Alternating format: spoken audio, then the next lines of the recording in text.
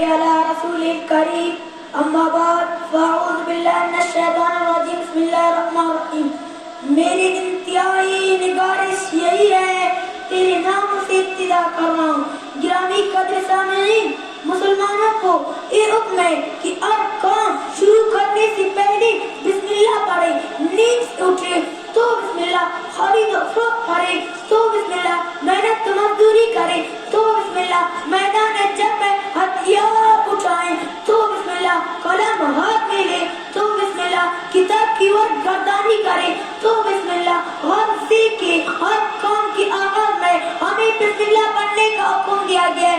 آئیے ہم بھی اپنے کام کا آغاز بسم اللہ الرحمن الرحیم سے کریں تاکہ ہمیں ان مقدس کلمات کی برکتیں حاصل ہوں، تاکہ ہم کا تعارف ہو اللہ رب العزت کی نصرت حاصل ہو، تاکہ ہمارے اس کام اس کی بات نام کی مہر لگ جائے. وما علینا الا البلاغ المبین.